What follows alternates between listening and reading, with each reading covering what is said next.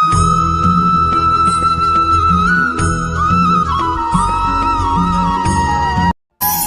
শব্দ আছে, পরিস্থিতি। অনেক মানুষের মুখে আমরা এই শব্দ শুনি। জীবনে যখন অসফল হই, দুঃখ আসে, সংকট আসে, কোনো বিপদ ঘনিয়ে আসে, তখন সমস্ত দোষ আমরা পরিস্থিতির ওপর চাপিয়ে দিই। আর দেখতে গেলে কোথাও না কোথাও ঠিকই করি। এই পরিস্থিতি প্রত্যেক দিনের মতো পাল্টাতে থাকে, কিন্তু এই দিন, এই রাত, এমন কেউ আছেন যিনি এর উপরেও নিয়ন্ত্রণ সাধন করেন, আর তিনি হলেন সূর্য। ঠিক সেই রকমই আমাদের জীবনেও সূর্য হলো এই মন। যদি এই মনের উপর আমরা নিয়ন্ত্রণ করতে পারি, তাহলে আমরা জীবনকেও নিয়ন্ত্রণ করতে পারবো। প্রথমে এই মনের রাজা হয়ে উঠতে হবে। তাই মনে রাখবেন, যদি মন দুর্বল হয়, তাহলে পরিস্থিতি আমাদের সমস্যা বলে মনে হবে। এই মন যদি স্থির হয়, পরিস্থিতি প্রতিস্পর্ধা বলে মনে হবে। আর এই মন যদি শক্তিশালী হয়ে ওঠে, তাহলে যে কোনো পরিস্থিতি আপনার কাছে একটা সুযোগ মাত্র। এমন এক সুযোগ যাতে অগ্রসর হয়ে আপনি মহান হয়ে উঠতে পারেন। এই মনের শক্তির বৃদ্ধি ঘটান, মহান হয়ে উঠুন, আর আমার সাথে ভালোবেসে বলুন, রাধা রাধা। খুব সুন্দর একটা কাহিনী আছে। একবার এক ব্যক্তি নিজের অসফলতার জন্য ত্রস্ত হয়ে সময় দেবতার তপস্যা করতে বসলেন। উনি তপস্যা করলেন এবং সময় দেবতা প্রসন্ন হলেন। মানুষের রূপ ধারণ করে ওনার সামনে প্রকট হলেন। এবার সেই ব্যক্তি ওনাকে জিজ্ঞেস করলেন যে কি এমন আছে যার জন্য আপনি বারবার জয়ী হন আর আমি চিরকাল পরাজিত হয়ে থাকি? কেন এত পরিশ্রম করা সত্ত্বেও আমি সাফল্য লাভ করতে পারি না?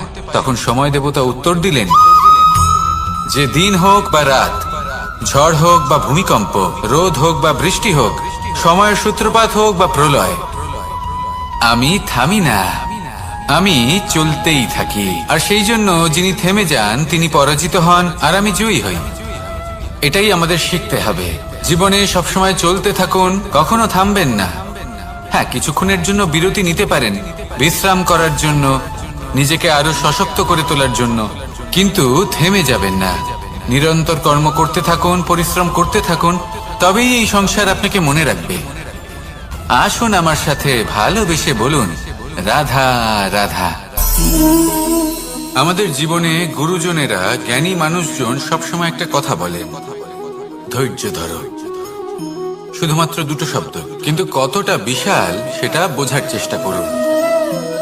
ছোট একটা অস্ত্র হাতে নিন এবং একটা বিশাল পর্বতে নিরন্তর প্রহার করতে থাকুন। ধৈর্য ধরে সেই কাজ করতে থাকুন।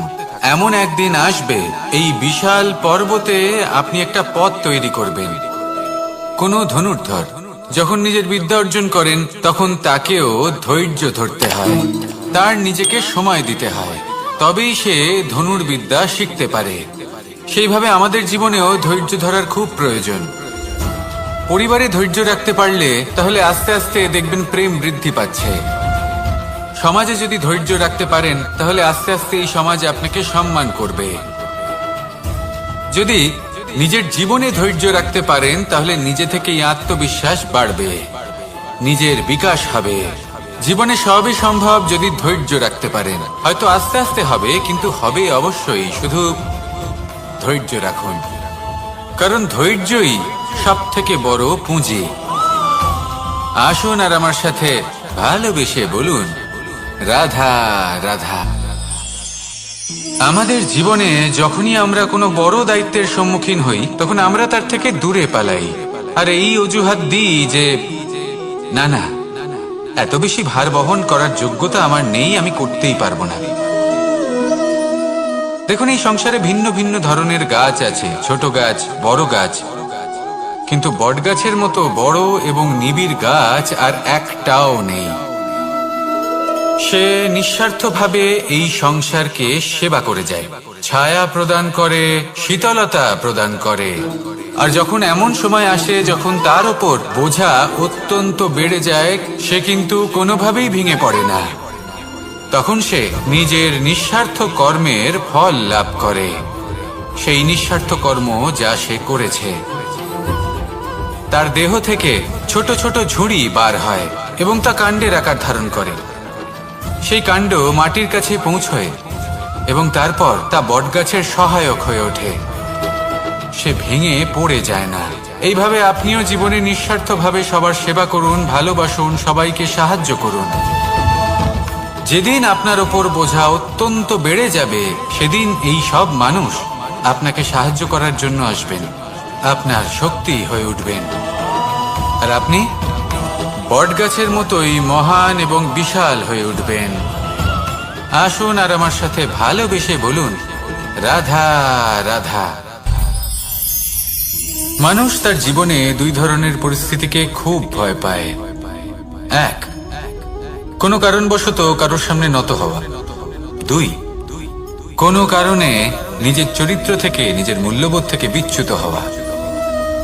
এবার কেন হয় এরকম যে কথায় কথায় কারোর সামনে নত হতে হয়?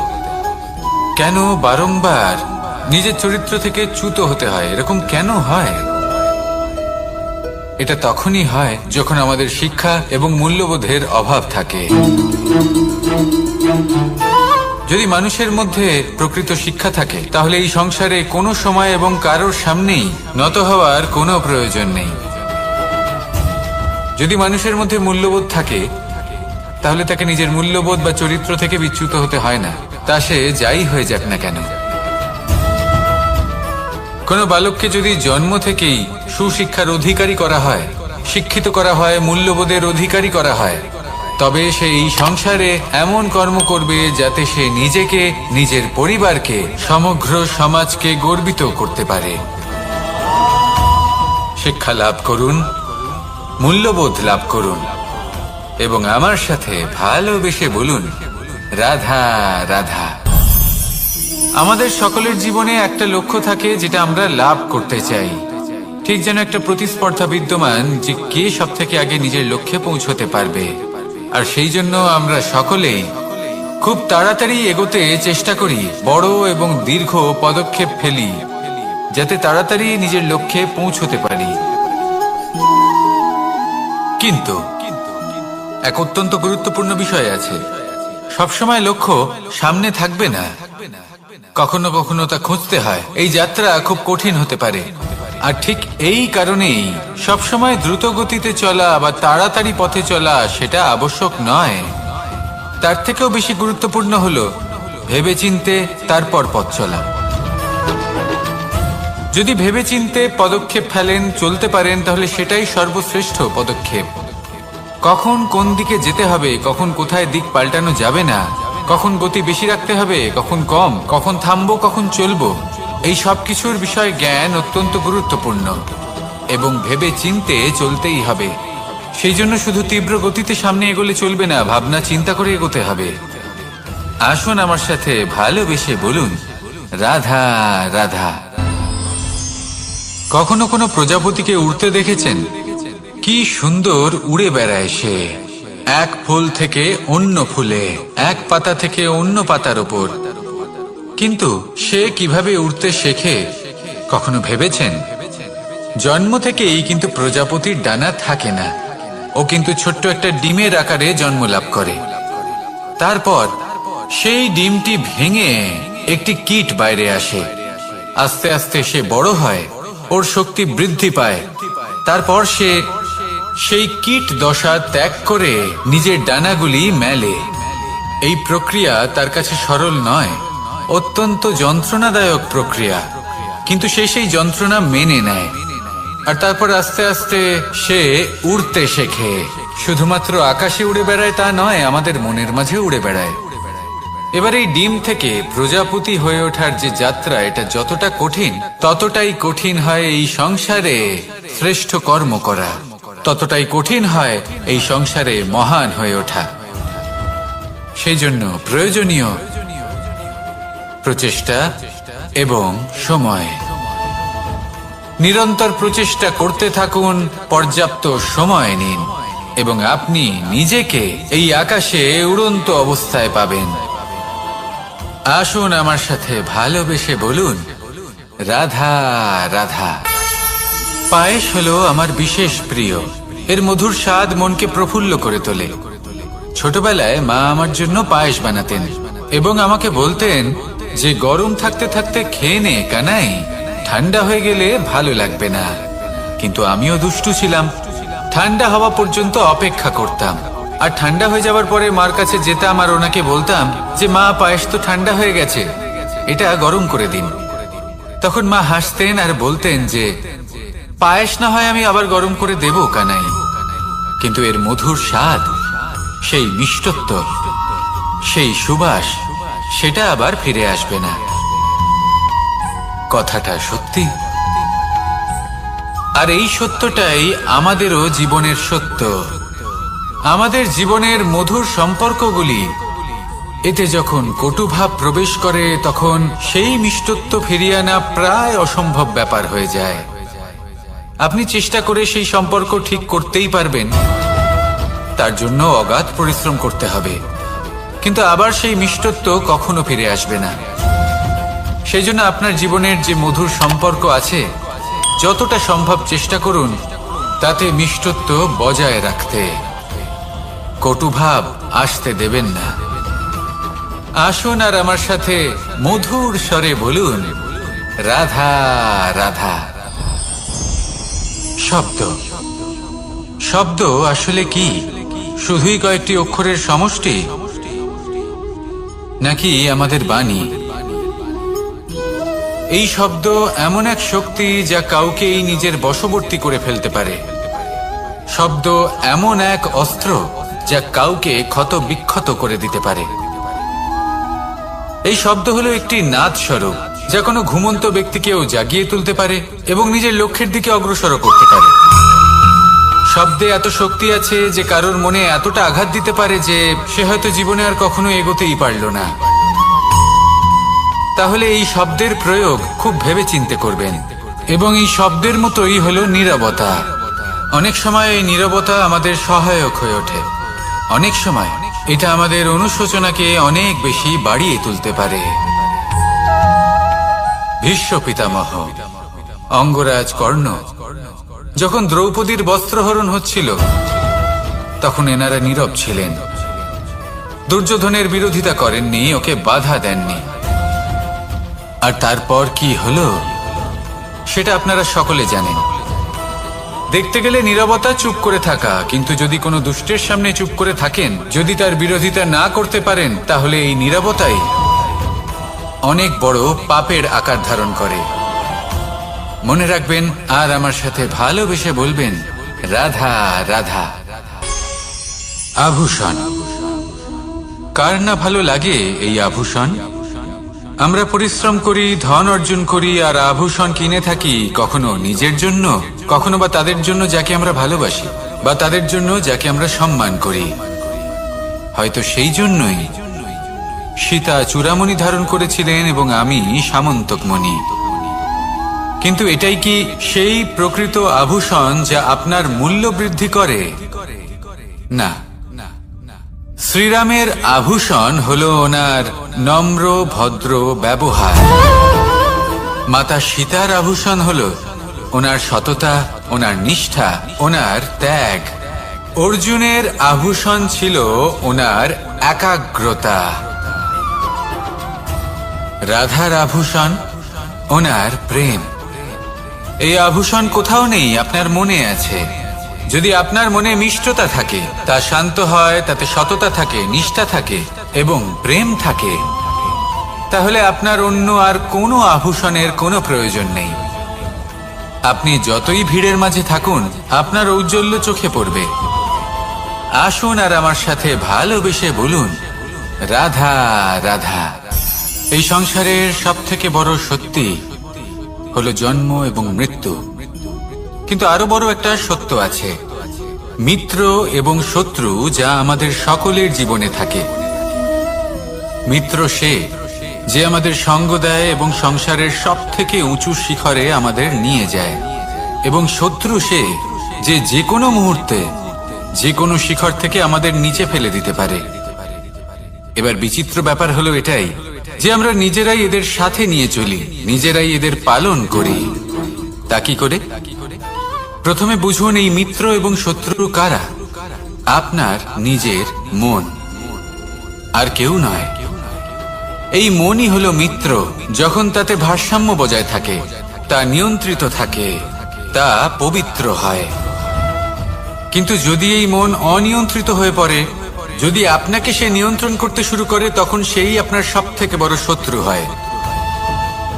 সেই জন্য এই মনের ওপর নিয়ন্ত্রণ রাখতে শিখুন, এতে ভারসাম্য বজায় রাখতে শিখুন। তাহলে আপনি এমন এক বন্ধুকে পাবেন যে আপনাকে এই সংসারের শিখরে পৌঁছে দেবে। আসুন আমার সাথে ভালোবেসে বলুন, রাধা রাধা। ঈশ্বর আসলে কে? সংসারের বেশিরভাগ মানুষের কাছে ঈশ্বর হলেন এই সংসারের রচয়িতা, পালনকর্তা। কারোর কাছে উনি জ্ঞাতা, কারোর কাছে উনি হলেন আস্থার প্রতীক, আবার কারোর জন্য শুধুমাত্র অন্ধ বিশ্বাস। কিন্তু এই ঈশ্বর কি কোনো শরীর, নাকি একটা বোধ, নাকি শুধুই শ্রদ্ধা? ঈশ্বর হলেন তিনি যিনি হলেন আপনার ইষ্ট। সেই জন্যই তো গুরু, মাতা, পিতা এনাদেরও ঈশ্বরই বলা হয়েছে। যাদেরকে আমরা ঈশ্বর বলে মনে করি, যারা আমাদের ইষ্ট, তারা আমাদের একটি পথ দেখান, একটি দিকে চালিত করেন। সেই পথে চলে আপনি শুভ কর্ম করতে পারেন। আর যখন কোনো ব্যক্তি তার ঈশ্বরের আদেশ পালন করেন, তখন সে নিজে থেকেই শুভ পথে অগ্রসর হয়ে যান। বেশ কয়েকজন মানুষ ঈশ্বরের ওপর আস্থা রাখেন এবং ভাবেন যে অনুচিত কোনো কাজ করা উচিত নয়, ঈশ্বর দেখছেন। ওনারা ভয় পান যে কোনো অনুচিত কর্ম করলে কে জানে তার পরিণাম কি হবে। এমন অনেক ব্যক্তি রয়েছেন যারা ঈশ্বরকে বিশ্বাস করেন এবং জানেন যে ঈশ্বর তাদেরকে দেখছেন। তাই যে যে শুভ কর্ম ওনারা করেছেন, তার ফল তারা অবশ্যই পাবেন। এবার আপনি ভয় পেয়ে ঈশ্বরকে বিশ্বাস করবেন, নাকি বিশ্বাসের দ্বারা ঈশ্বরকে বিশ্বাস করবেন, সেই সিদ্ধান্ত আপনারই।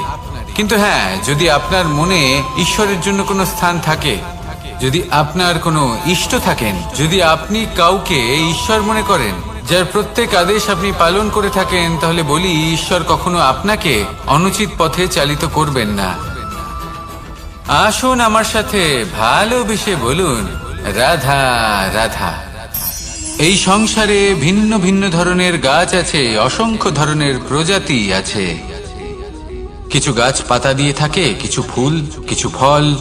কেউ ছায়া প্রদান করে, কেউ শীতলতা প্রদান করে, কেউ নিজেকে খুব কষ্ট দিয়ে এই সংসারের বিকাশে সহায়ক হয়ে ওঠে। কিন্তু এই সবার মধ্যে একটা বিষয় কিন্তু সমান। এরা প্রত্যেকেই পাতা ছাড়া, ফুল ছাড়া, ফল ছাড়া জীবিত থাকতেই পারে, কিন্তু কোনো বৃক্ষই শিকড় ছাড়া বেঁচে থাকতেই পারে না। এটাই হলো রাধার। ঠিক সেইভাবেই আমাদের জীবনে শক্তি হোক, ধন হোক বা সাফল্য হোক, আমাদের বা আমাদের পরিবারের প্রসন্নতাই হোক, এই সব কিছুর আধার হলো, সবকিছুর মূল হলো পরিশ্রম। তাই জীবনে চিরকাল পরিশ্রম করতে থাকুন। যদি আপনি জীবনে মহান হবার পথে অগ্রসর হতে চান, তাহলে পরিশ্রম করুন।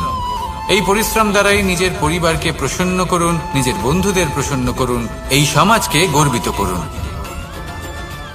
আসুন আমার সাথে ভালোবেসে বলুন, রাধা রাধা। এই সংসারের সব থেকে বড় রোগ কোনটা? কেউ বলবে মানসিক রোগ, কেউ বলবে সেই রোগ যা সর্পদংশনের ফলে হয়ে থাকে। এই সংসারে ভিন্ন ভিন্ন ধরনের রোগ আছে এবং তার সাথে ভিন্ন ভিন্ন ধরনের যন্ত্রণাও রয়েছে। এমন একটা রোগ আছে যা চোখে দেখা যায় না, যা আপনার শরীরে কোনো দাগ রেখে যায় না, কিন্তু আপনার আত্মাকে পর্যন্ত ক্ষত বিক্ষত করে, অসুস্থ করে তোলে, বিনাশ করে দেয় আপনাকে এবং তার সাথে আপনার আত্মাকেও। এই অসুখের নাম হলো লালসা। লালসা, যে কর্ম সাধন করেছেন তার থেকে বেশি ফল লাভ করার আশা। লালসা, যা আজ আছে তার থেকে অনেক বেশি লাভ করার ইচ্ছে। এই ইচ্ছে এই সংসারে সবার থেকে এগিয়ে থাকার আপনাকে প্রেরণা যোগাবে, কিন্তু তার জন্য আপনাকে অপরাধযোগ্য কাজ করতে উৎসাহিত করবে। আপনার বন্ধু, আপনার আত্মীয়, আপনার পরিবার, এই সবার থেকে আপনি কখন দূরে চলে যাবেন আপনি বুঝতেই পারবেন না। উচিত অনুচিত কোনটা, ধর্ম অধর্ম কোনটা, সব ভুলে যাবেন আপনি। সেই জন্য মনে রাখবেন, নিজের জীবনে যদি আপনি লালসার থেকে নিজেকে দূরে রাখতে পারেন, তাহলে এর অর্থ হলো যে আপনি এই সংসারের সব থেকে বড় অসুখের ওপর বিজয় লাভ করেছেন। আসুন আমার সাথে ভালোবেসে বলুন, রাধা রাধা। এই সাগর কত বিশাল আকার, কখনো শান্ত কখনো উত্তাল, কিন্তু এই সাগরকে এত মহান কে করে তুলল? জল। এবার এই জলের যাত্রা দেখুন, সেটা কতটা কঠিন। এই জল সাগরে থাকে, সূর্য ওকে এতটা উত্তপ্ত করে তোলে যে এই জল নিজের অস্তিত্ব হারিয়ে ফেলে এবং বাষ্পে পরিণত হয়ে হাওয়ায় মিলিয়ে যায়। তারপরে আকাশে যায় আর নিজের অস্তিত্ব আবার হারিয়ে ফেলে, মেঘে পরিণত হয়। তারপর এই মেঘ কোথাও গিয়ে কোনো পর্বতে ধাক্কা খায়, তারপর আবার এই জল নিজের অস্তিত্ব হারায়। তারপরে বর্ষার রূপ ধারণ করে তা বর্ষিত হয়, বা কোনো পর্বতের চূড়ায় তার শিখরে বরফের রূপ ধারণ করে। তারপরে এই বর্ষা মাটির দিকে নিজের যাত্রা শুরু করে। এবার মাটিতে ঝরে পড়া এই বর্ষা স্রোতের আকার ধারণ করে এবং আস্তে আস্তে বইতে থাকে। এই নদীর আকার ধারণ করে এবং নদী রূপে বইতে বইতে পাথরে ধাক্কা খায় বা কোনো পর্বতে ধাক্কা খায়, আর তারপর এই নদী এসে সাগরে সমাহিত হয়ে যায়। নদীর এই জল আবারও নিজের অস্তিত্ব হারিয়ে ফেলে, কিন্তু এইবার সেই জল নিজেই সাগরে পরিণত হয়।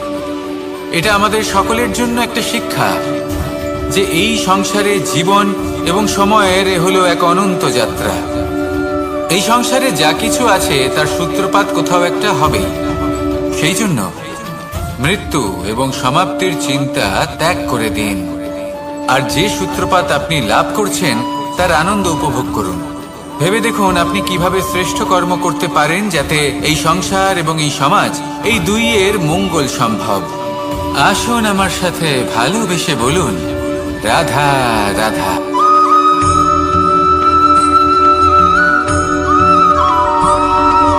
জীবনে যখন কোনো ব্যক্তি নিজের লক্ষ্য প্রাপ্তির জন্য নিরন্তর পরিশ্রম করতে থাকেন, চেষ্টা করতে থাকেন, তখন তিনি কষ্ট অনুভব করেন, কখনো শারীরিক কষ্ট, কখনো মানসিক কষ্ট। এবার উনি এটা ভাবতে থাকেন যে আমি কি উচিত করছি নাকি অনুচিত করছি। কারণ অন্যদিকে এমন একজন ব্যক্তিও আছেন যিনি একদমই পরিশ্রম চেষ্টা করছেন না। তিনি মদিরা পান করেন, বিলাসিতায় জীবন কাটান, অলস প্রকৃতির হয়ে ওঠেন, নিদ্রাতে বিলীন হয়ে থাকেন আর ভাবেন যে তিনি সুখ লাভ করছেন। কিন্তু এরকম কেন হয়? কারণ যখন আমরা সৎ পথে থাকি, উচিত পথে চলি, লক্ষ্য প্রাপ্ত করার জন্য চেষ্টা করতে থাকি, তখন আমাদের ভেতরে থাকা নেতিবাচক শক্তি এবং পাপ এই দেহকে ত্যাগ করে দেয়। আর এই অনুভূতিটাই আমাদের দুঃখের অনুভূতি দেয়, কষ্ট দেয়। এবার সেখানে যদি আমরা কুপথে চলি, অনুচিত পথে চলতে থাকি, তাহলে আমাদের ভেতরে থাকা পুণ্য এবং ধনাত্মক শক্তি আমাদের দেহ ত্যাগ করে দেয়। আর এই অনুভূতির কারণেই আমরা সুখ অনুভব করি। কিন্তু কখনো ভাববেন যে এই সুখ বেশি সময় পর্যন্ত থাকে না। সেই জন্য সবসময় মনে রাখবেন, যদি আপনি জানেন যে এটাই আপনার লক্ষ্য, এটাই উচিত পথ, শুভ পথ, তাতে নিরন্তরভাবে এগিয়ে যেতে চেষ্টা করতে থাকুন। এই কষ্ট আপনাকে সুখের পরাকাষ্ঠায় কখন পৌঁছে দেবে তা আপনি জানতেই পারবেন না। আসুন আমার সাথে ভালোবেসে বলুন, রাধা রাধা।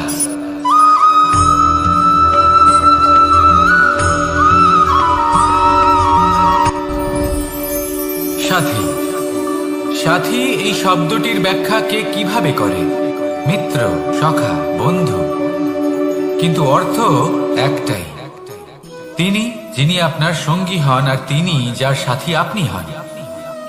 এবার সব থেকে বড় প্রশ্ন হলো এটাই যে তিনি কে হতে পারেন যাকে আপনি আপনার সাথী বলে মেনে নিতে পারেন, নিজের সখা, নিজের মিত্র, নিজের বন্ধু মেনে নিতে পারেন। আপনার সাথী হলেন তিনি যিনি দুঃখের সময় আপনার পাশে থাকবেন, আপনার হাত ধরে থাকবেন। আপনার সাথী হলেন তিনি, যার হাত আপনি নিজের সুখের দিনে ধরে থাকবেন। সেই সাথীরই হাত ধরুন, যিনি দুঃখে সবসময় আপনাকে সাহায্য করার জন্য তৎপর হয়ে থাকেন, আপনার পাশে থাকেন, আর যাকে সুখের দিনে আপনি আপনার সাথে রাখতে পারেন। আর যখন আপনার সাথে আপনার এই সাথী থাকবে, তখন আপনি এটা বুঝবেন যে যখন জীবনে দুঃখ আসে, তখন এই দুঃখ কমে যায়, সবার মধ্যে ভাগ হয়ে যায়। আর যদি তখন সুখ আসে, তাহলে সেটা সবার উপস্থিতিতে আরো বেড়ে যায়। এটাই হলো প্রেম, এটাই হলো ভালোবাসা, এটাই হলো সঙ্গ। যেমন সম্পর্ক আমার আর রাধার মাঝে। তাহলে আসুন আর আমার সাথে ভালোবেসে বলুন, রাধা রাধা।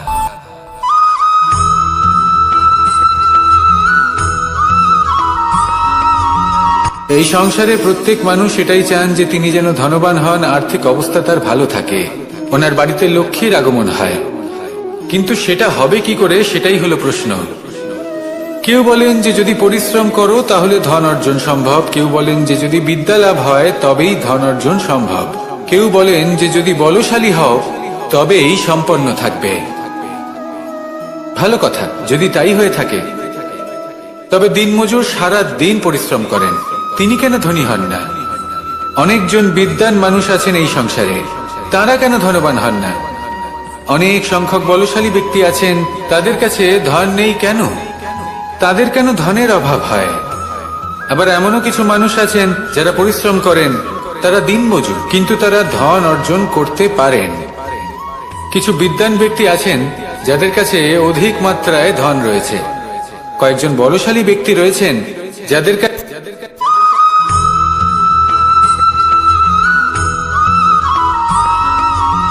পঞ্চতত্ত্বের মধ্যে দ্বিতীয় তত্ত্ব হল ধরণী, ভূমি, যাকে আমরা ধরণী মাতা বলি। এই ধরণী ধৈর্য ধারণ করে, আর এর ওপরেই আমাদের সমগ্র সংসার নির্ভরশীল। কারণ এই ভূমি সহ্য ক্ষমতা রাখে, এর সহ্য ক্ষমতা হলো অপরিসীম। সন্তান যতই আঘাত প্রদান করুক না কেন, প্রেম পূর্বক সহ্য করে, আর তার বদলে অমূল্য রত্ন প্রদান করে। সন্তান যদি হাল চালায়, তাহলে তার বদলে তাকে অন্ন প্রদান করে। এটাই হলো ধরণী। এবার এর থেকে আমরা কি শিক্ষা পেতে পারি?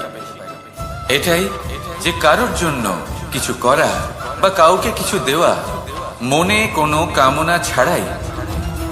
আর এই কথাটা বুঝে যান, যদি কারোর জন্য কামনা না রেখে বা কোনো পাওয়ার আশা না রেখে কারোর জন্য কিছু করেন বা কারোকে কিছু দেন, যদি এটা আপনি শিখতে পারেন, তবে আপনি ভালোবাসতে শিখে গেছেন। আর সেই জন্যই এই ধরিত্রীকে মাতা বলা হয়।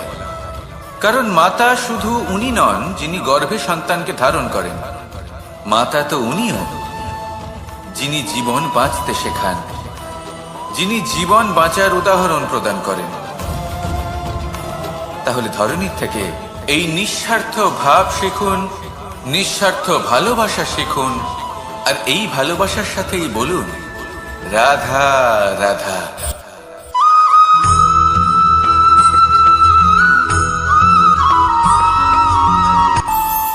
আমাদের মনে যখন কোনো প্রশ্ন ওঠে, কোনো দ্বন্দ্ব জাগে, তখন আমরা যাই আমাদের গুরুর কাছে, আমাদের আরাধ্যের কাছে গিয়ে জিজ্ঞেস করি।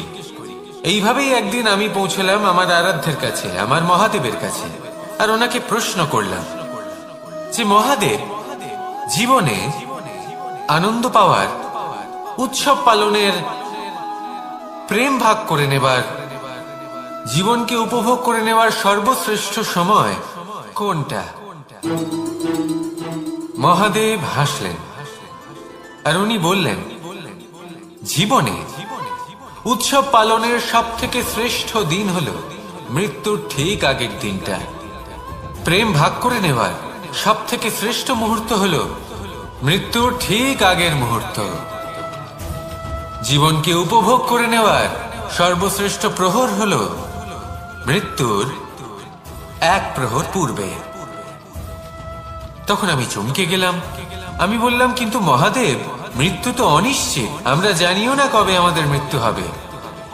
মহাদেব আবার হাসলেন। উনি বললেন যে যদি আমরা এভাবে জীবন কাটাই যে আমরা জীবনের প্রত্যেক দিন, প্রত্যেক মুহূর্ত, প্রত্যেক প্রহর শেষ বলে মনে করি, তাহলে আমাদের সমস্ত জীবন আনন্দের সাথেই অতিবাহিত হবে। কি বলেন?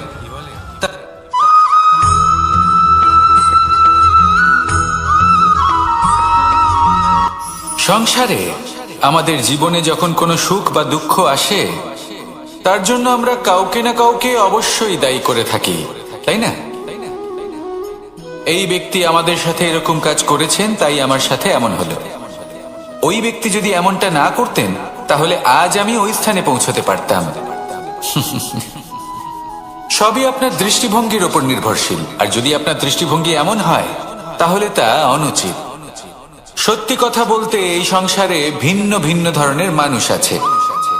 এটা আপনার উপর নির্ভর করছে কিভাবে তাদের স্বাগত জানাবেন। একবার ভাবুন, আমি আমার দুটো হাত সামনে নিয়ে এলাম, দুটো মুঠো খুলে দিলাম। দুই প্রকারের মানুষ আসবেন, কিছু না কিছু দিয়ে যাবেন। এই মুঠো যদি আমি বন্ধ করে দিই, তাহলে না কেউ আমাকে কিছু দিতে পারবে, না আমার কিছু যাবে আসবে। নিশ্চয়ই বুঝতে পারছেন এই দুই ধরনের ব্যক্তি কারা এবং তারা কি দিয়ে যান। আমি যদি নিজের মুঠো খুলে দিই, তাহলে কিছু ভালো মানুষ আসবেন, আমাকে আনন্দ, সন্তুষ্টি, জ্ঞান প্রদান করে যাবেন, ভালো অভিজ্ঞতা দিয়ে যাবেন। কোনো খারাপ ব্যক্তি যদি আসেন, তাহলে তিনিও খারাপ অভিজ্ঞতা দেবেন, যার থেকে আমি শিক্ষা লাভ করব। এই সব কিছু আমি লাভ করতে পারি। মুঠো যদি বন্ধ করে রাখি, তাহলে আমি কিছুই পাবো না।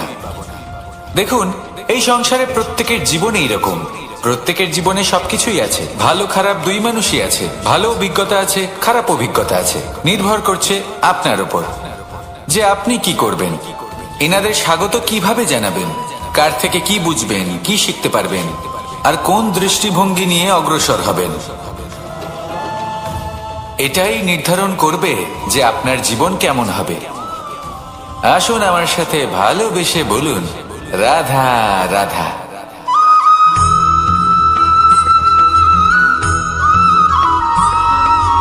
জীবনে অগ্রসর হওয়ার জন্য আমাদের কাকে প্রয়োজন হয়? মাতা পিতা, বন্ধু, প্রেম, সাহায্য, অর্থ, পরিশ্রম, আশা। ভিন্ন ভিন্ন মানুষ ভিন্ন ভিন্ন বিকল্প চয়ন করে। যদি আমি আপনাকে বলি, তাহলে জয় আর পরাজয়ের মন্ত্র দুটো শব্দের উপর নির্ভর করে, মেনে নেওয়া আর দৃঢ় হওয়া। যদি মেনে নেন, তাহলে হেরে যাবেন। যদি দৃঢ় হন, তাহলে নিশ্চিত রূপে জয়ী হবেন। যদি কখনো আপনি ক্লান্ত হয়ে ওঠেন, আপনি দুঃখী হন, পুরোপুরি ভেঙে পড়েছেন, তখন মেনে নেবেন না যে আপনি ভেঙে পড়েছেন, নয়তো হেরে যাবেন। তখন উল্টে স্থির করবেন যে যাই হয়ে যাক না কেন, আমি জয়ী হবই। আর আপনি দেখবেন যে জয় নিশ্চিত রূপে আপনার কাছেই আসবে। তাহলে এই কথা মনে রাখবেন আর আমার সাথে ভালোবেসে বলবেন, রাধা রাধা।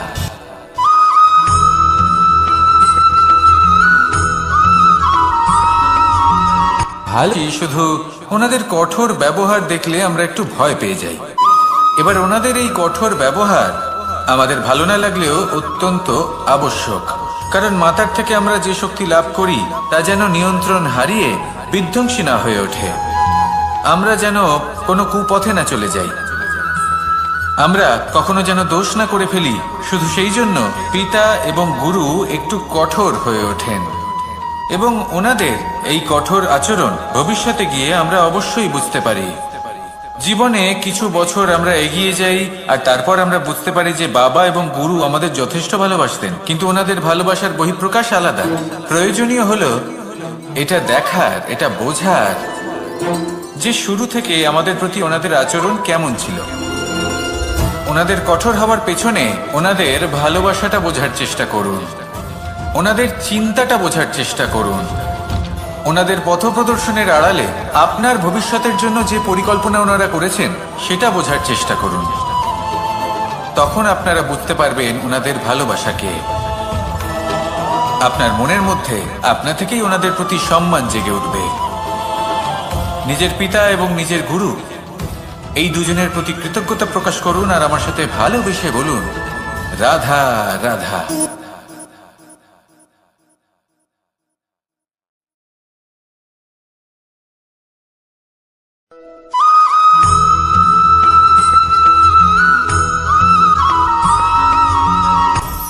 আপনি কখনো পর্বতের শিখরে উঠেছেন? আপনি দেখতে পাবেন পর্বতের পদতলে প্রচুর সুন্দর ফুল রয়েছে, সবুজ বনানী রয়েছে। যত আপনি উপরে উঠতে থাকবেন তত ফুল কমতে থাকবে, সবুজ বনানী কমতে থাকবে। আরো কিছুটা উপরে উঠলে কাঁটা জাতীয় গাছ দেখতে পাবেন, শুকনো গাছ দেখতে পাবেন। আরো যদি উপরে ওঠেন তাহলে পাষাণ দেখতে পাবেন। আরো উপরে উঠলে হিমখণ্ড দেখতে পাবেন। এই যে পর্বত, তা মনুষ্য জীবনের সব থেকে উত্তম উদাহরণ। মানুষ যখন সাফল্যের শিখরে পৌঁছতে চান, মহানুভবতার শিখরে পৌঁছতে চান, পথে যত আস্তে আস্তে উপরে উঠতে থাকেন ততই ভৌতিক বস্তু তার থেকে বিচ্ছিন্ন হতে থাকে। যদি তিনি সেই ভৌতিক বস্তুগুলি ত্যাগ না করতে পারেন তাহলে কখনোই সেই স্থানে পৌঁছতে পারবেন না। আর মানুষ যদি উচিত ত্যাগ করতে পারেন, পথে অগ্রসর হতে থাকেন, এগোতে থাকেন, তাহলে একদিন না একদিন তিনি মহানুভবতার, জ্ঞানের, সাফল্যের হিমের স্বাদ অবশ্যই লাভ করবেন। মনে রাখবেন, মানব জীবনের ত্যাগ হলো অত্যন্ত গুরুত্বপূর্ণ অংশ। আসুন আমার সাথে ভালোবেসে বলুন, রাধা রাধা।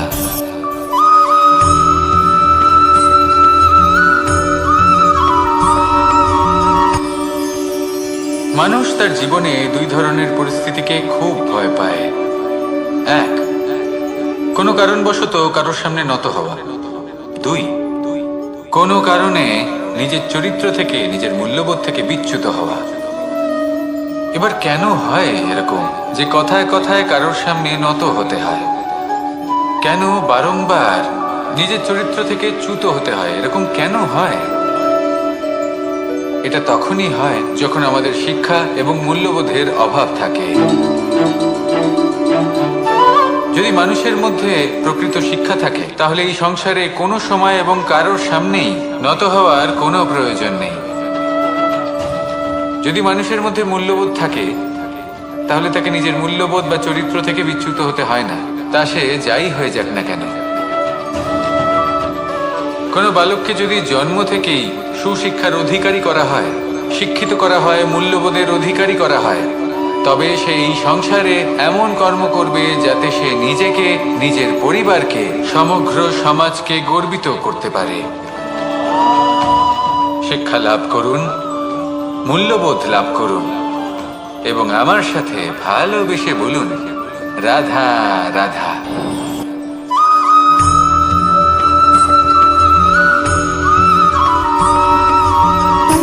সুখ, দুঃখ এবং শক্তি, এই তিন হলো এই সংসারের ত্রিদেবের মতো। আমাদের জীবনে যা কিছু ঘটছে এই তিনটির ভিত্তির উপরেই হচ্ছে। আসলে এই সংসারের একটা নিয়ম আছে, যখনই আপনি কিছু লাভ করেন এই সংসার আপনার পরীক্ষা নেয়। এটা জানার জন্য আপনার পরীক্ষা নেয় যে আপনি যা কিছুই লাভ করেছেন আপনি কি আদৌ সেটার যোগ্য কিনা। ঠিক সেইভাবেই এই সুখ, দুঃখ এবং শক্তি আপনার পরীক্ষা নিয়ে থাকে। যখন সুখ আসে তখন সে আপনার পরীক্ষা নেয় যে আপনার মধ্যে অহংবোধ জাগ্রত হয়নি তো। যদি অহংবোধ চলে আসে তাহলে সুখ সেখানেই সঙ্গ ত্যাগ করে। দুঃখ আপনার ধৈর্যের পরীক্ষা নিতে থাকে, আর যদি আপনার মধ্যে ধৈর্য না থাকে তাহলে এটা আপনাকে আরো বেশি দুঃখের গভীর অন্ধকারে ঠেলে দেবে। সেখানে শক্তি পরীক্ষা নেয় আপনার বিনম্রতার। যদি আপনি বিনম্র না হন তাহলে হয় এই শক্তি আপনার সঙ্গ ত্যাগ করবে, নয় এই শক্তি বিনম্রতার অভাবে আপনার পতনের কারণ হতে পারে। এই সংসারে যে কোনো ব্যক্তি যিনি এই পরীক্ষায় উত্তীর্ণ হয়ে থাকেন এই জীবনে তিনি সাফল্য লাভ করেন। আসুন আমার সাথে ভালোবেসে বলুন, রাধা রাধা।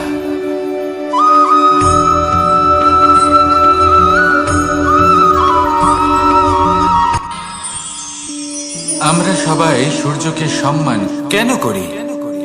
কারণ আমরা জানি যে সন্ধেবেলা যখন সূর্যাস্ত হবে তখন শুধুমাত্র অন্ধকার বাকি থাকবে। ঠিক কিছুটা এরকমই হয় আমাদের মাতা পিতাও, যিনি আমাদের জন্ম দেন, আমাদের ভরণ পোষণ করেন, আমাদের বড় করেন, আমাদের প্রেম প্রদান করেন। কখনো কখনো তাদের মুখ থেকে কটু কথা নিঃসৃত হয়, আমাদের দুঃখ হয়, কিন্তু তখন আমাদের এটা বোঝা উচিত এগুলি নিঃসৃত হচ্ছে আমাদেরই মঙ্গলের জন্য। যেমন সূর্যদেব, উনিও উত্তাপ দিয়ে থাকেন আমাদেরই মঙ্গলের জন্য, যাতে ফসল পাকতে পারে, যাতে জল বাষ্প হয়ে মেঘ হতে পারে, বৃষ্টি হতে পারে, আর এই সংসারে নিরন্তর জলের প্রবাহ থাকে। আমাদের মাতা পিতা, তাদের কঠোর আচরণ, তাদের কঠোর অনুশাসনের পেছনে লুকিয়ে থাকে ওনাদের ভালোবাসা। আমাদের তা বুঝতে হবে, সসম্মানে ওনাদের গ্রহণ করতে হবে। কারণ ঠিক সূর্যাস্তের পরে যেমন চতুর্দিক অন্ধকারচ্ছন্ন হয়ে যায়, তেমনি আমাদের জীবন থেকে যখন আমাদের মাতা পিতা চলে যায় তখন আমাদের জীবনেও শুধু এবং শুধুমাত্র অন্ধকারই ছেয়ে থাকে।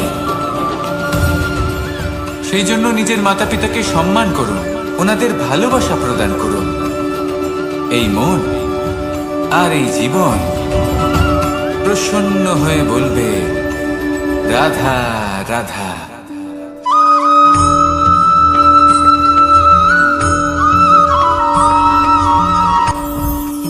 জীবনে কিছু শেখা অত্যন্ত গুরুত্বপূর্ণ। এবার কি কি শিখতে হবে সেই সব শেখানোর জন্য অনেক শিক্ষক রয়েছেন, কিন্তু কি শিখবেন না আর কি করবেন না এটা আমাদের নিজের অভিজ্ঞতা দিয়ে শিখতে হয়। কিন্তু তার মানে এটা নয় যে যদি আপনাকে শিখতে হয় যে আগুনের তাপ কতটা, আপনাকে আগুনের মধ্যে হাত দিতে হবে। না, অন্য কারোর অভিজ্ঞতা দ্বারাও শিখতে পারেন। প্রশ্ন শুধুমাত্র একটাই যে আপনি কি শিখতে চান নাকি চান না।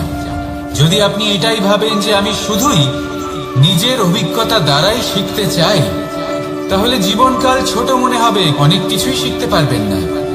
তাই নিজের সাথে সাথে বড়দের অভিজ্ঞতার দ্বারাও শেখা শুরু করে দিন। এই সংসারের অভিজ্ঞতা দ্বারা শিখতে শুরু করে দিন।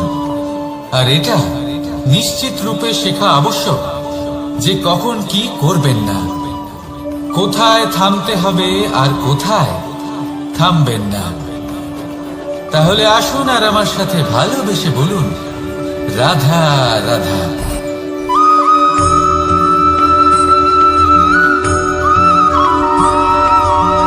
এই সংসারে সব থেকে বেশি কোমল বস্তু হলো রেশম। এই রেশম এতটাই কোমল হয় যে এর পুরো একটা থান শুধুমাত্র একটা হাতে ধরা সম্ভব।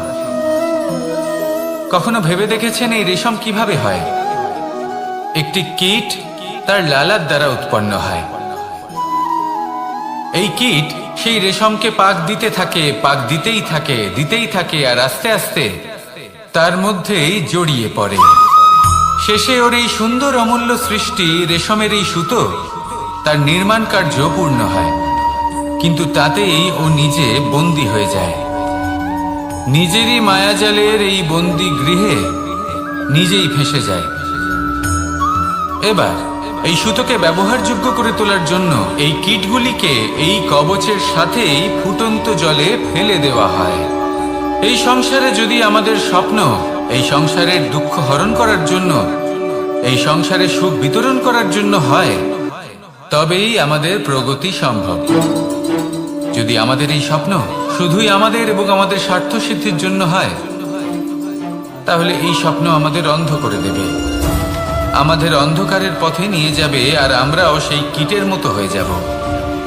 নিজেদেরই মায়াজালে আমরা নিজেই ফেঁসে যাব, আর শেষে আমরা যদি কিছু লাভ করি তা হবে একাকিত্ব, অন্ধকারময় মৃত্যু। তাই স্বপ্ন অবশ্যই দেখুন, কিন্তু এমন ভাবে স্বপ্ন দেখবেন না যে তার এই বন্দিগৃহে আপনি নিজেই ফেঁসে গেলেন। স্বপ্ন দেখুন পরোপকার,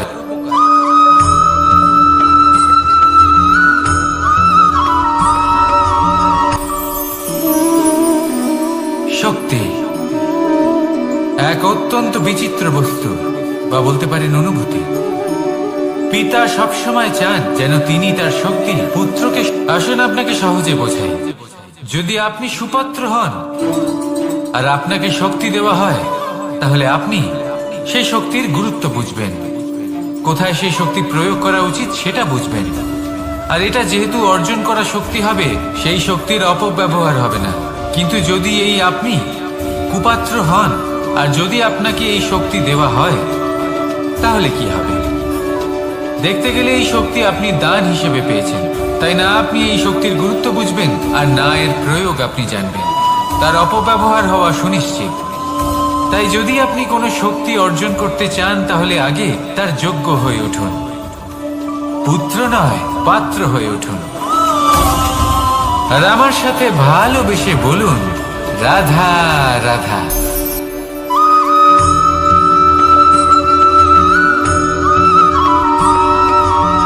এই সংসারে প্রত্যেক মানুষ এটাই চান যে তিনি যেন ধনবান হন, আর্থিক অবস্থা তার ভালো থাকে, ওনার বাড়িতে লক্ষ্মীর আগমন হয়। কিন্তু সেটা হবে কি করে, সেটাই হলো প্রশ্ন। কেউ বলেন যে যদি পরিশ্রম করো তাহলে ধন অর্জন সম্ভব, কেউ বলেন যে যদি বিদ্যা লাভ হয় তবেই ধন অর্জন সম্ভব, কেউ বলেন যে যদি বলশালী হও তবেই সম্পন্ন থাকবে। ভালো কথা, যদি তাই হয়ে থাকে, তবে দিনমজুর সারা দিন পরিশ্রম করেন, তিনি কেন ধনী হন না? অনেকজন বিদ্বান মানুষ আছেন এই সংসারে, তারা কেন ধনবান হন না? অনেক সংখ্যক বলশালী ব্যক্তি আছেন, তাদের কাছে ধন নেই কেন? তাদের কেন ধনের অভাব হয়? আবার এমনও কিছু মানুষ আছেন যারা পরিশ্রম করেন, তারা দিনমজুর, কিন্তু তারা ধন অর্জন করতে পারেন। কিছু বিদ্বান ব্যক্তি আছেন যাদের কাছে অধিক মাত্রায় ধন রয়েছে। কয়েকজন বলশালী ব্যক্তি রয়েছেন যাদের কাছে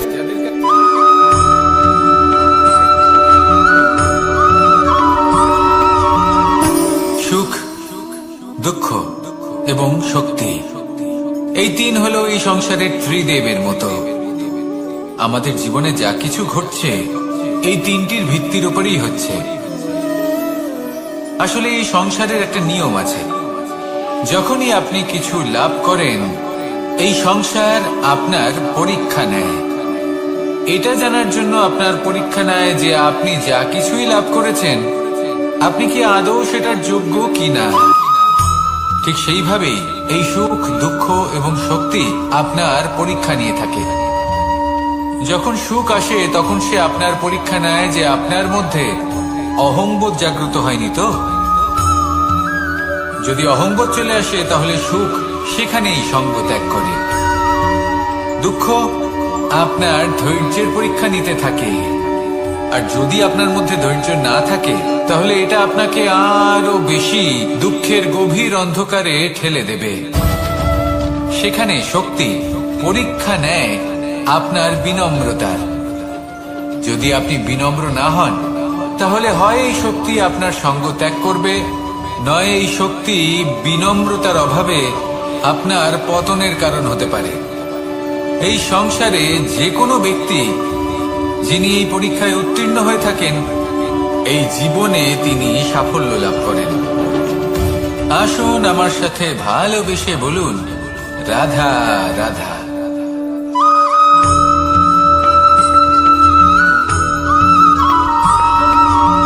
পঞ্চতত্ত্বের মধ্যে দ্বিতীয় তত্ত্ব হল ধরণী, ভূমি, যাকে আমরা ধরণী মাতা বলি।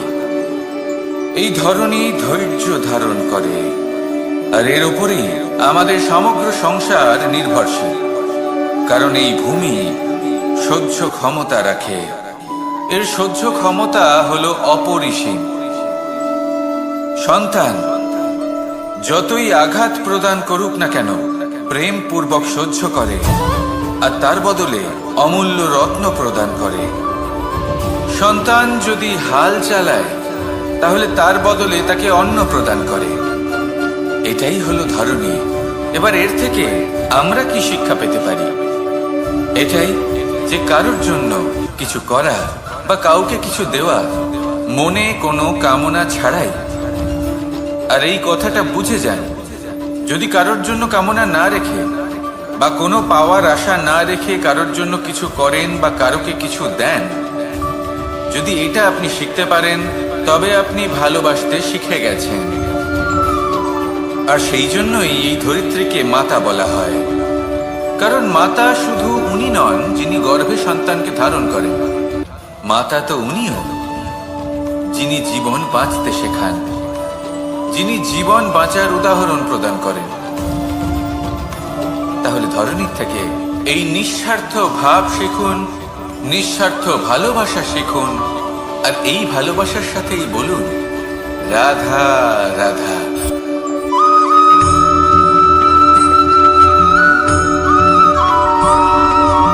মানুষ জন্মগ্রহণ করে, তার সাথে ভয়েরও জন্ম হয়। ছোটবেলা থেকেই আমাদের মনে কোনো না কোনো প্রকারের ভয় থেকেই যায়। কেউ এই বিষয়ে ভয় পায় যে তার কোনো বস্তু তার থেকে দূরে চলে যাবে, কেউ এই বিষয়ে ভয় পায় যে আমি নিজেকে হারিয়ে ফেলব, কেউ এই ভেবে ভয় পায় যে আমার প্রিয়জনেরা তারা যেন আমার থেকে দূরে না চলে যায়, কেউ এই ভেবে ভয় পায় যে আমরা যেন পথ না হারিয়ে ফেলি, আদি ইত্যাদি। কিন্তু সত্যি কথা বলতে ভেবে দেখুন এই ভয় বাস্তবে কি? শুধুই একটা মনস্থিতি, আর কিছুই নয়। যা কিছু আপনি জীবনে পেয়েছেন তা একদিন আপনাকে হারাতে হবে। এই জীবন হলো আপনারই, কিন্তু তাও একদিন সমাপ্ত হবে। তাই ভয় পেয়ে কি লাভ? এই ভয় শুধু আপনাকে জীবন যাপন করা থেকে বাধা দিচ্ছে, আর কিচ্ছু নয়। পথ হারিয়ে ফেললেই বুঝতে পারবেন যে নতুন পথ কিভাবে বানাতে হয়। কিছু মানুষকে জীবন থেকে হারালে তবেই আপনি বুঝবেন যে আপনার আপনজনকে। এই ভয়ের কারণে ভীত হয়ে থাকবেন না। এই তারা নক্ষত্র অন্ধকারের অভাবে গুরুত্ব হারায়। শিবকেও মহাদেব হওয়ার জন্য বিষপান করতে হয়েছিল। প্রত্যেক পরিস্থিতি, প্রত্যেক সাফল্য আপনার পরীক্ষা নেবে, তাতে উত্তীর্ণ হওয়া হলো আপনার কর্ম। যখনই আপনি ভয় পাবেন বা সংকটের সম্মুখীন হবেন, তখন সাহসের সাথে তার সম্মুখীন হন। মনে রাখবেন, যে সম্মুখীন হতে জানে সাফল্য তার সাথে সবসময় থাকে। আসুন আর আমার সাথে ভালোবেসে বলুন রাধা রাধা।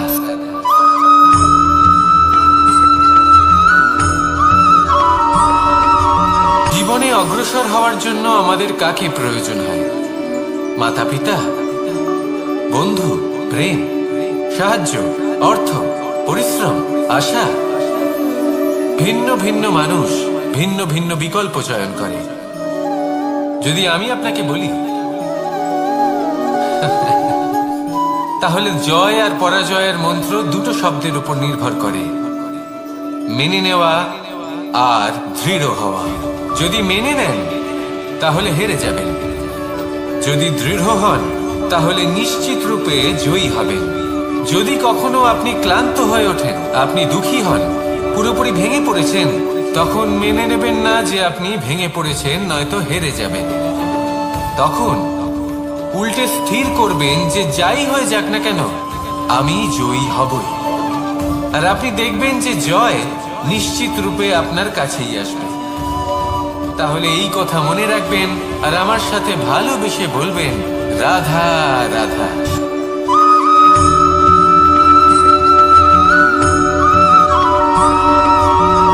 এই সংসারে কোনো বস্তু হোক বা ব্যক্তি হোক, তার একার গুরুত্ব কিন্তু খুব বেশি নয়। একটা উদাহরণ হিসেবে বৃষ্টির ফোঁটাকে ভেবে দেখুন। যদি একটি বৃষ্টির ফোঁটা হয় তাহলে তার খুব বেশি গুরুত্ব থাকে না, কিন্তু যখন সহস্র বৃষ্টির ফোঁটা মেঘের মধ্যে দিয়ে ঝরে পড়ে, তখন সেটা বর্ষার রূপ ধারণ করে। সেই বর্ষা যা এই প্রকৃতিকে শান্ত করে। সেইভাবেই পাথরের ছোট টুকরো, তার খুব বেশি গুরুত্ব থাকে না, কিন্তু যখন অসংখ্য পাথরের টুকরো একত্রিত হয় তখন তা পর্বতের আকার ধারণ করে। সেইভাবেই কিছু মানুষ যখন একত্রিত হন তখন তৈরি হয় পরিবার, কিছু পরিবার যখন একত্রিত হয় তখন তৈরি হয় সমাজ, যখন অনেক সংখ্যক সমাজ একত্রিত হয় তখন তৈরি হয় রাজ্য। এবার এই রাজ্যের সব থেকে গুরুত্বপূর্ণ ব্যক্তি হতে পারেন রাজা, কিন্তু তাও সেই রাজা একা কিছু করতে পারেন না।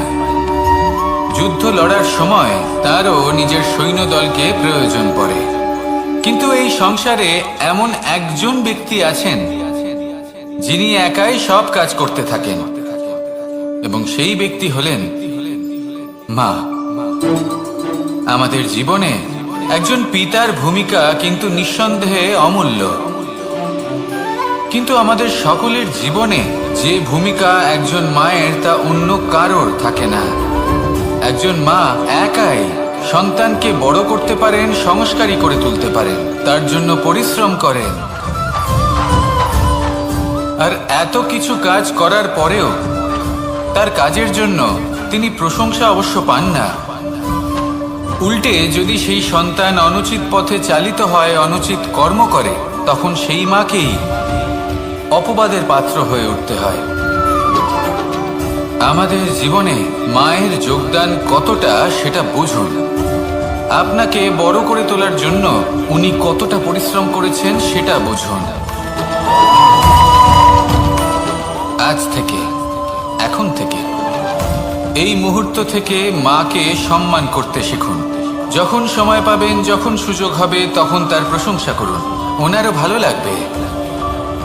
আর মায়ের এই মমতার জন্য, তার এই ভূমিকার জন্য আসুন সবাই মিলে আমরা তাকে প্রণাম করি, আর সকলে মিলে ভালোবেসে বলি, রাধা রাধা।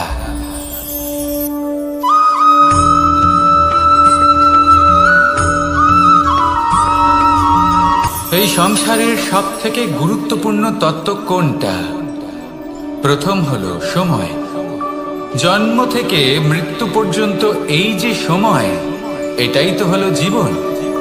দ্বিতীয় হলো জীবন, যাতে আমরা সময়ের সদ্ব্যবহার করি, শ্রেষ্ঠ থেকে শ্রেষ্ঠতর কাজ করার চেষ্টা করি, বহু বছরের এই পরম্পরা, এই সংস্কৃতিকে এগিয়ে নিয়ে যাওয়ার চেষ্টা করি, এই সংসারে আমরা অংশগ্রহণ করতে চেষ্টা করি। তৃতীয় হলো ধন, সেই ধন যা প্রত্যেক ব্যক্তি অর্জন করতে চেষ্টা করেন। এবার এই তিনটি তত্ত্বের মধ্যে একটা সামঞ্জস্য আছে, সমান ব্যাপার আছে, সে ধনই হোক বা সময় হোক বা হোক জীবন। আর সেই সমান ব্যাপার হলো যে যদি আপনি এটা গণনা করতে থাকেন তাহলে তা কমতে থাকে, যদি আপনি এটা ব্যবহার করেন তাহলে তা বাড়তে থাকে। একে সংগঠিত করে রাখতে চেষ্টা করলে এ হাত থেকে ফসকে যায়, কিন্তু যদি আপনি একে সামলে রাখতে শিখে যান তাহলে এমন কাজ করবেন যাতে সংসারের সাথে সাথে পরবর্তী প্রজন্ম লাভবান হবে। যদি কিছু শিখতে চান তাহলে সামলাতে শিখুন, গণনা করা বা সংগঠিত করা নয়। আসুন আর আমার সাথে ভালোবেসে বলুন, রাধা রাধা।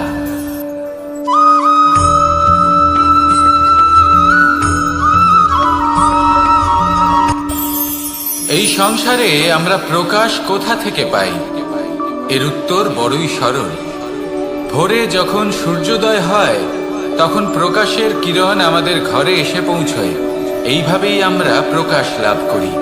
এবার এই প্রকাশের আলোতেই আমরা সারাদিনের কাজ সম্পন্ন করি। সন্ধে হয়ে যায়, সূর্যাস্ত হয়ে যায়, আর আমাদের ঘর যাতে অন্ধকার না হয় তার জন্য আমরা একটা প্রদীপ প্রজ্বলিত করি। এটাই ঘটে আমাদের জীবনেও। এবার প্রবাহমান আয়ুর সাথে আমরা আমাদের অন্তরে যদি একটা প্রদীপ প্রজ্বলিত করে নিই তাহলে বিষয়টাই অন্যরকম হবে। এবার আপনি বলবেন কোন প্রকাশের কথা বলছি যা আমাদের অন্তরে জাগ্রত করা সম্ভব? আমাদের আত্মার মাঝে প্রেমের প্রকাশ জাগ্রত করার কথা বলছি, কারণ আমাদের এই জীবন এও হলো দিনের আলোর মতো। আজ প্রকাশ আছে, কিন্তু কোনোদিন অবশ্যই অস্ত হবে। কিন্তু অস্ত হবার আগে যদি আমরা আমাদের আত্মার মাঝে প্রেমের এই প্রকাশ উজ্জ্বলিত করে নিই তাহলে আমাদের সন্ধ্যাকালও আমরা আনন্দে এবং প্রেমে যাপন করব। তাহলে আসুন আর আমার সাথে ভালোবেসে বলুন, রাধা রাধা।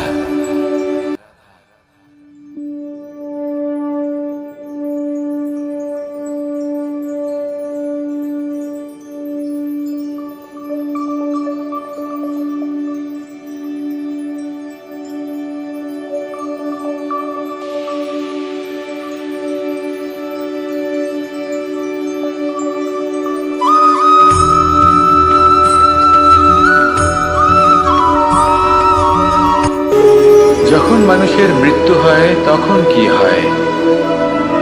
অনেক সংখ্যক মানুষ শোক পালন করতে চলে আসেন। যে ব্যক্তি মৃত্যু লাভ করেছেন তার অনেক বস্তু থাকে যেগুলো তার প্রিয়, যেগুলো তিনি ব্যবহার করেছেন। তার শয্যা, তার বস্ত্র, তার আভূষণ সবকিছু তার থেকে বিচ্ছিন্ন করা হয় এবং খালি হাতে তাকে শ্মশানের উদ্দেশ্যে রওনা করা হয়। আমি আপনাকে এই প্রশ্ন করতে চাই, আপনি এই সংসারে কি অর্জন করেছেন?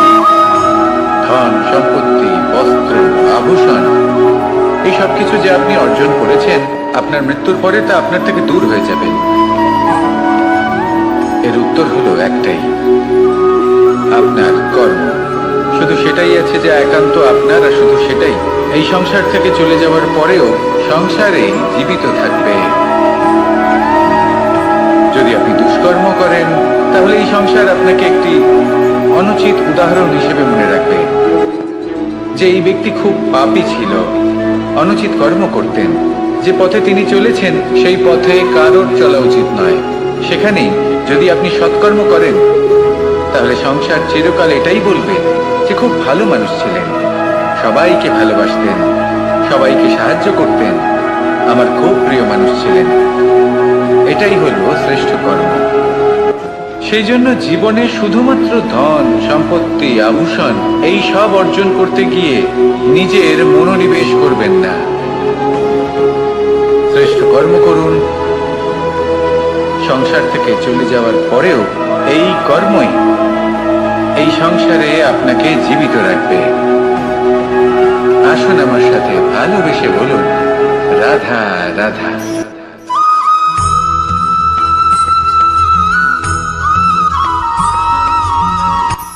এই সংসারে সাফল্য লাভ করার জন্য জ্ঞানের প্রয়োজন হয়, পরিশ্রমের প্রয়োজন হয়, দৃঢ় নিষ্ঠার প্রয়োজন হয়, নিরন্তর চেষ্টা করা প্রয়োজনীয়। কিন্তু আরো কিছু আছে যা অত্যন্ত প্রয়োজনীয় এবং গুরুত্বপূর্ণ। তা হলো ভালো বন্ধু। তাদের থাকা অত্যন্ত প্রয়োজনীয়। যদি ভালো বন্ধু থাকে তাহলে সময় এলে তারা ঢাল হয়ে আপনাকে সুরক্ষা করবেন। সময় এলে অস্ত্রের মতো শত্রুকে সংহারও করবেন। যদি তিনি জ্ঞানী হন, তাদের মধ্যে সদ্গুণ থাকে, তাহলে এই সব গুণ আপনার মধ্যেও প্রবেশ করবে। তাহলে সাফল্যের জন্য ভালো বন্ধু পাওয়া অত্যন্ত প্রয়োজনীয়। কিন্তু শুধু বন্ধু কেন, ভালো শত্রুও থাকা প্রয়োজনীয়। এবার আপনি ভাববেন, এ আমি কি বললাম? যদি আপনার জীবনেও ভালো অর্থাৎ শক্তিশালী শত্রু থাকে তাহলে আপনিও শক্তিশালী হতে থাকবেন। এই শত্রু আপনাকে প্রেরিত করবে আরো বেশি শক্তিশালী হয়ে ওঠার। কখনো কোনো হরিণকে দেখুন, তীব্র গতিতে দৌড়তে থাকে। কেন তীব্র গতিতে দৌড়য়? এই কারণে নয় যে কোথাও তার জন্য মধুর ঘাস অপেক্ষা করে রয়েছে, না। সে এই কারণে তীব্র গতিতে দৌড়য় কারণ সেটা না করলে তার পেছনে একটি সিংহ আছে যে ওকে নিজের ভোজন করে ফেলবে। তাই জীবনে বিপদ, সংকট এই সবকিছুও হলো অত্যন্ত গুরুত্বপূর্ণ। তার সম্মুখীন হতে শিখুন আর আমার সাথে ভালোবেসে বলুন, রাধা রাধা।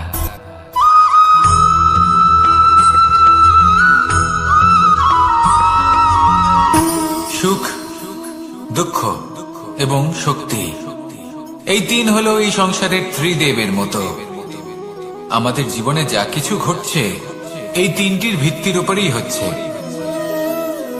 আসলে এই সংসারের একটা নিয়ম আছে, যখনই আপনি কিছু লাভ করেন এই সংসার আপনার পরীক্ষা নেয়।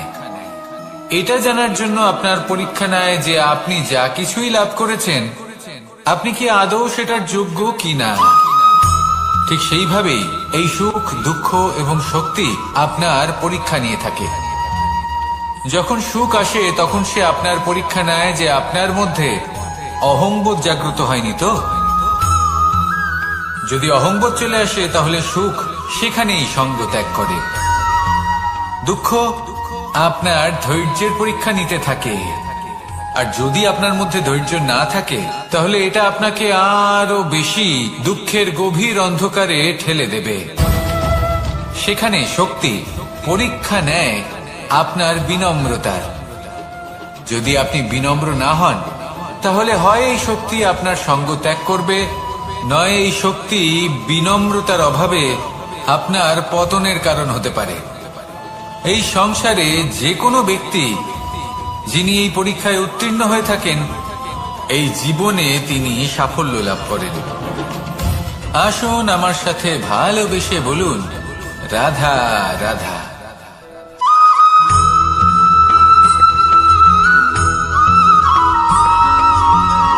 পুরুষার্থ। শাস্ত্রে 4 ধরনের পুরুষার্থের কথা বলা হয়েছে। প্রথম হলো ধর্ম। আপনি কি জানেন এই ধর্ম আসলে কি? আপনার কি মনে হয় ধর্ম আসলে কি? কোনো বিশেষ ঈশ্বরকে মানাই কি ধর্ম বলা হয়? নাকি কোনো বিশেষ রীতি পালন করাই হলো ধর্ম? নাকি কোনো বিশেষ সাহিত্যকে সর্বশ্রেষ্ঠ মনে করাই হলো ধর্ম? না, ধর্ম হলো সেটা যাকে ধারণ করা যেতে পারে। আর ধারণ শুধু সেটাই করা যায় যা পবিত্র। পবিত্র শুধু তাকেই বলা হয় যা নিঃস্বার্থ, যার মধ্যে শাসন করার কোনো ইচ্ছে নেই, যা সরলভাবেই প্রবাহমান, জল এবং বায়ুর মতো। যখন কোনো ব্যক্তি ধর্মকে ধারণ করেন এবং সেই ধর্ম সেই ব্যক্তিকে রক্ষা করে, তখন তাকে ধর্ম বলা হয়। ধর্ম যা রক্ষা করে অহংকার থেকে, খারাপ চিন্তার হাত থেকে। সেই জন্য পুরুষার্থ গড়ে তোলার আগে, ধর্ম পালন করার আগে ধর্মের প্রকৃত অর্থ কি সেটা বুঝে নিন। এটা জেনে রাখুন যে সমস্ত ধর্মের আধার, সমস্ত ধর্মের ভিত শুধুমাত্র ভালোবাসা। আসুন আর এই ভালোবাসার সাথেই বলুন, রাধা রাধা।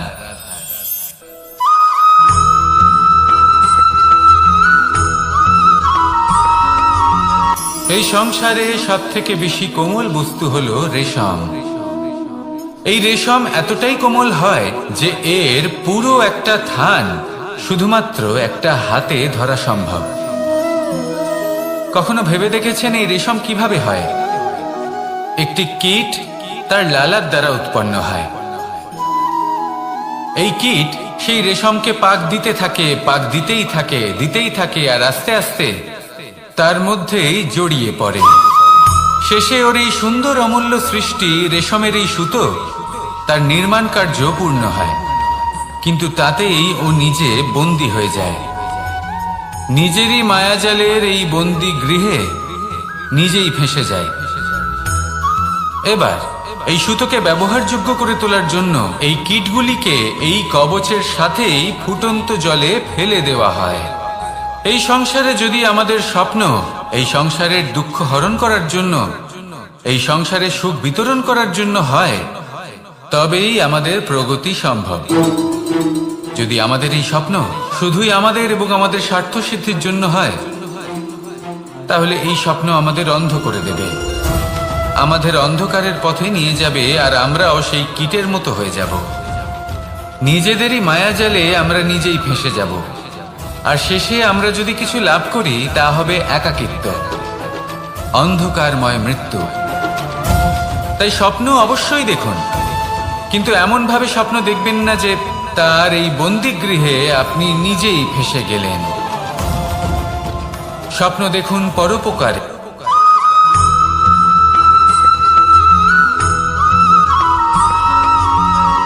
কেউ বলে জীবন খুব ক্ষণস্থায়ী, কেউ বলে জীবন হলো একটা সুন্দর স্বপ্নের মতো, আবার কেউ বলবে জীবন হলো এক কঠোর সত্য।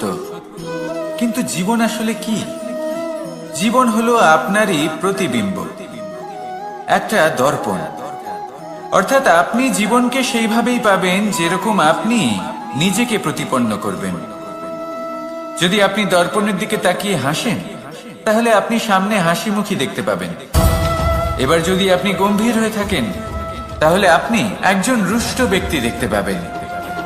শেষে সব থেকে বেশি গুরুত্বপূর্ণ হলো আপনার চেষ্টা। আপনাকে সবসময় চেষ্টা করতে হবে যাতে আপনি নিজেকে প্রসন্ন এবং ইতিবাচক মনোভাবে রাখেন। এটা হলো আপনারই উত্তরদায়িত্ব, তাকে পালন করুন। এই মনকে প্রসন্ন রাখুন, এই সংসারকে সুন্দর বলে মনে হবে। আর এই মন প্রসন্ন হয়ে বলবে, রাধা রাধা।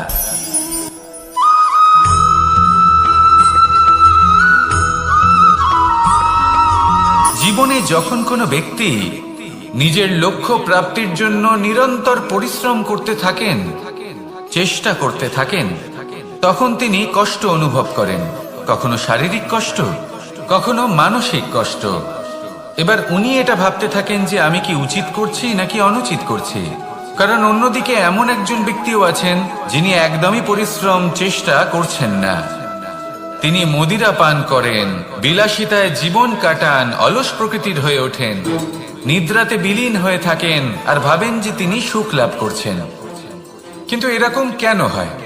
কারণ যখন আমরা সৎ পথে থাকি, উচিত পথে চলি, লক্ষ্য প্রাপ্ত করার জন্য চেষ্টা করতে থাকি, তখন আমাদের ভেতরে থাকা নেতিবাচক শক্তি এবং পাপ এই দেহকে ত্যাগ করে দেয়। আর এই অনুভূতিটাই আমাদের দুঃখের অনুভূতি দেয়, কষ্ট দেয়। এবার সেখানে যদি আমরা কুপথে চলি, অনুচিত পথে চলতে থাকি, তাহলে আমাদের ভেতরে থাকা পুণ্য এবং ধনাত্মক শক্তি আমাদের দেহ ত্যাগ করে দেয়। আর এই অনুভূতির কারণেই আমরা সুখ অনুভব করি। কিন্তু কখনো ভাববেন যে এই সুখ বেশি সময় পর্যন্ত থাকে না। সেই জন্য সবসময় মনে রাখবেন, যদি আপনি জানেন যে এটাই আপনার লক্ষ্য, এটাই উচিত পথ, শুভ পথ, তাতে নিরন্তরভাবে এগিয়ে যেতে চেষ্টা করতে থাকুন। এই কষ্ট আপনাকে সুখের পরাকাষ্ঠায় কখন পৌঁছে দেবে তা আপনি জানতেই পারবেন না। আসুন আমার সাথে ভালোবেসে বলুন, রাধা রাধা।